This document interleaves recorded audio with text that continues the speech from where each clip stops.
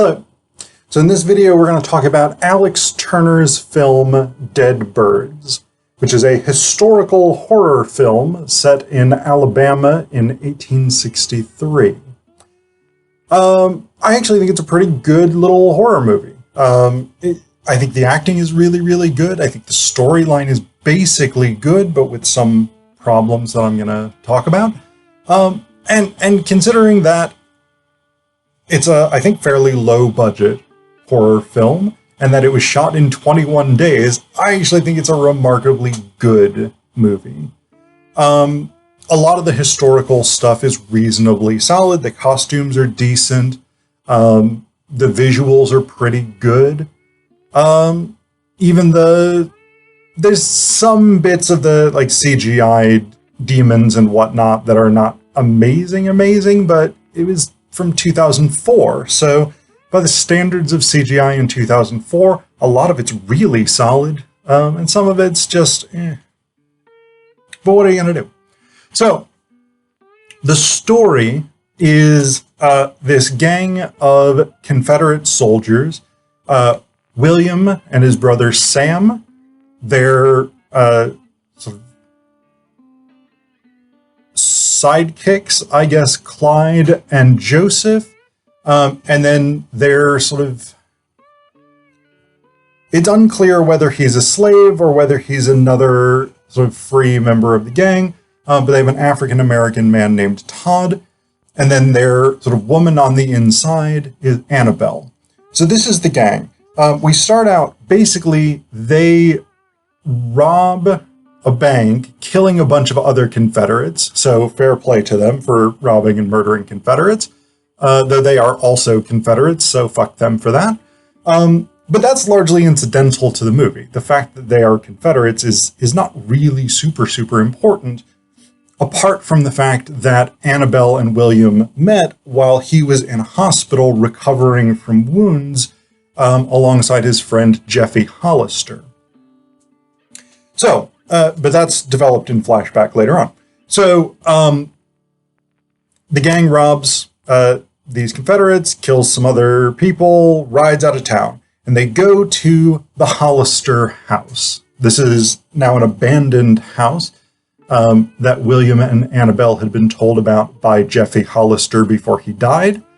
So they go there to basically seek shelter before their plan is to ride for Mexico from Alabama, apparently on horseback. That's a long ride. That is not a very efficient plan, but you know what? That's what it is. That's a storyline that in Westerns makes a lot more sense when you're in places like Texas, Arizona, or New Mexico. It doesn't make quite as much sense to say, we're going to go from Alabama all the way over to Mexico on horseback. But that's their plan. And you know what? Fair play to them if that's what they want to do. So they get to this house. It's a little bit freaky. They get attacked by some kind of crazy animal in the field, but they shoot it and it dies.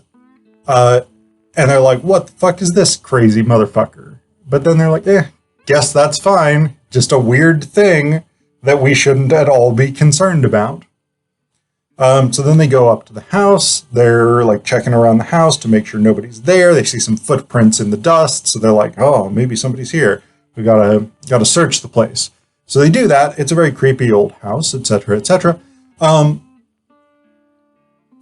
Joseph, who is predictably the first one who gets killed because he's the largest guy and seems to be the least intelligent. And so you know, kill off fat people and stupid people first in horror movies.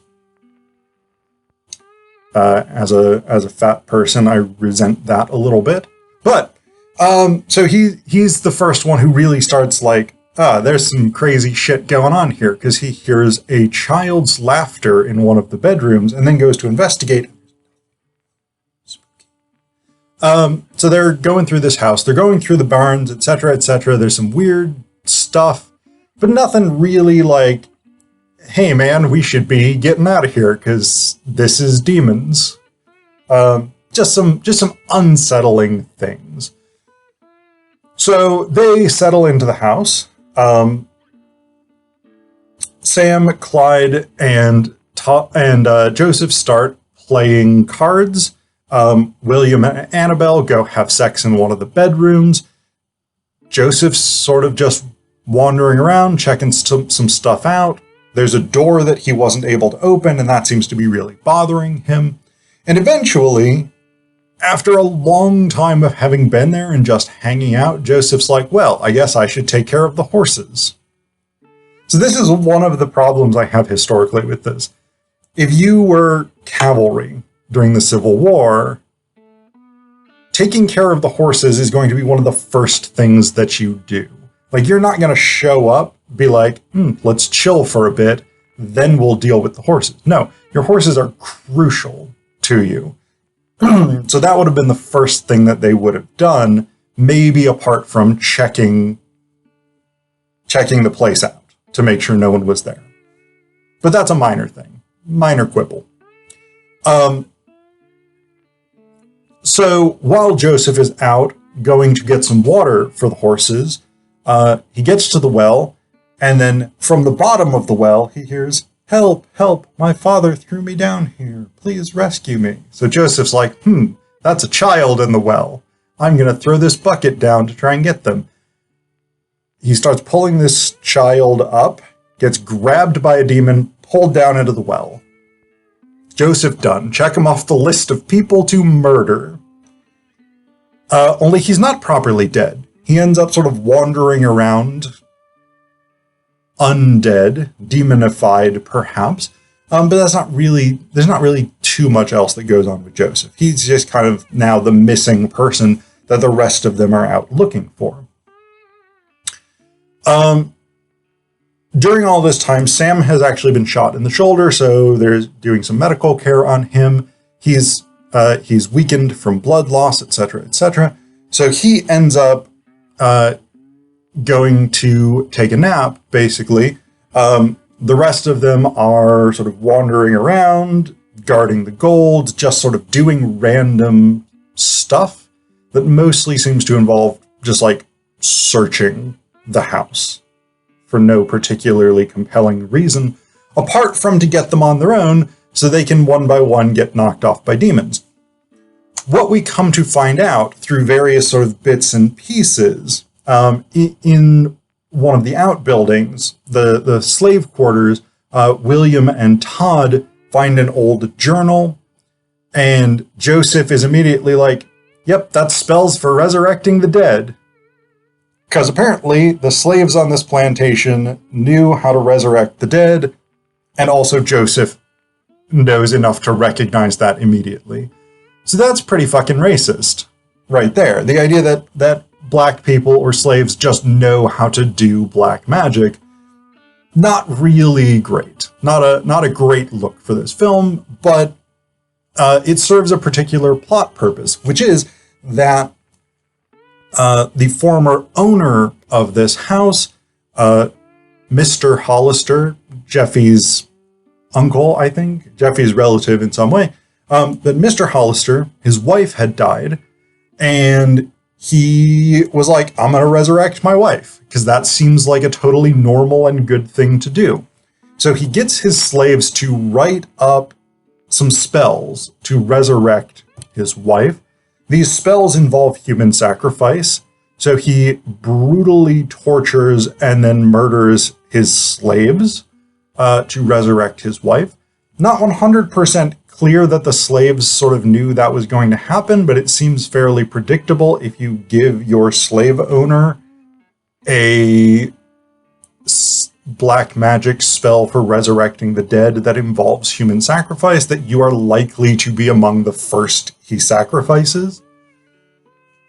But he blames the slaves. We actually get his ghost briefly, who sort of comes back and is like, they tricked me. The slaves, they tricked me. Like they had any fucking responsibility to help you resurrect your dead wife. You were the fucking slave owner who murdered them. Fucker. But it's not clear whether or not the slaves like specifically gave him a bad spell that would turn his resurrected wife into a demon, or whether that was sort of incidental, or whether they didn't know that was going to happen. But his wife comes back, and she is not properly his wife. She's some sort of demon. And then somehow his children become demons as well. So he has to then murder his wife, murder his children. Apparently slaves start becoming demons, or he just kills all his slaves. It's not 100% clear. Basically, long story short, he's a terrible motherfucker. And I'm glad your wife is demons, because you suck. I said it. Come at me. So they find all that stuff out through various bits and pieces that get sort of pulled together into this narrative. Clyde at one point, so Annabelle is the first to encounter one of the demon children. He's like hiding under the bed where she and William had shortly before that had sex. And she like looks under the bed, having heard her name called. And there's a kid, and then like crazy black eyes, mouth full of teeth. And she's like, what? And then they all come running, and it's like, yeah, there's no kid on this floor. So that's the first instance. Clyde has another run-in with Hollister's daughter. Again, this time she's like crying in the corner of the room where he's been having a nap. When she turns around, crazy black eyes, fucking mouth full of pointy teeth, etc., etc. Basically, everybody slowly gets killed off one way or another until there's just William and Annabelle, and they're running through this cornfield in the rain, like they can't figure out how to get out of here. They get separated. William sees something moving. He shoots Annabelle right in the head. He's not pleased about this, so he basically just like waits there in despair until the morning comes. Then he walks out of a cornfield, boom, bullet right to the chest, because there's a bunch of Confederate soldiers just outside this cornfield. But here's the crazy twist at the end, right? When the Confederate soldier, what we see initially is William walk out of the cornfield, bam, shot, goes down. What the Confederate soldiers see is this crazy fucking demon animal thing that's kind of like a very large hairless dog, which is just like exposed muscle, but like a weird tooth-filled mouth. So they saw a demon. Oh, William was a demon. Oh, he got demoned at some point, and we didn't even know it. And then the two Confederates, because the one guy's like secretly to his friend, hey, there's some gold with this weird fucking demon animal. So they're like, we should go check the house. General? Apparently there's just fucking random general walking around there. He might be like a major or a colonel or something, but he's a clearly from his uniform, pretty top-ranking dude. So they go toward the house. Annabelle, oh, we see her body. Oh, she was a demon too. Everybody was demons. It's craziness. Yeah. So I actually think that's a reasonably good twist at the end. But there's some things that do bother me. I think it's a good movie. Again, I want to stress that, and I want to stress that, even though I'm about to critique some things. So one, Todd, no. I get that the movie is trying to be like, hey, we're not super racist. We've got this cool African-American guy who's a full-fledged member of the gang, and he's good with a gun. And I'm down with that. If you want to set this in, say, the 1870s, 1880s, I'm perfectly fine with that. If you want to set this in the 1860s in the North, perfectly fine with that. If you want to set this in 1863 in Alabama, no. That doesn't happen. There is a myth promoted by lost causers that there were black Confederate soldiers, that there were African Americans who served in armed combat roles in the Confederate Army. Anton Shea Films, through his Checkmate Lincolnite series, has a whole video showing that the evidence for this is either made up or unreliable, or at best fabricated from bits and pieces of things that are probably misinterpreted. And especially in 1863, the reality is you would not have had armed African-American soldiers in the Confederate Army. You would not have had black troops in the Confederate Army. No, it just wouldn't happen. The whole point of secession and of forming the Confederacy was to preserve slavery on the basis of white supremacy. Again, there are people who disagree about that, largely based on lost cause mythologizing, but there's abundant documentary evidence from the Confederates themselves that the purpose of secession was to preserve slavery because they were terrified of servile insurrection, which basically means they were terrified of slave revolts. That was one of the biggest existential fears in the antebellum South. The idea that you could have an armed African-American man walking around Alabama in 1863, no, because that person would be murdered almost immediately.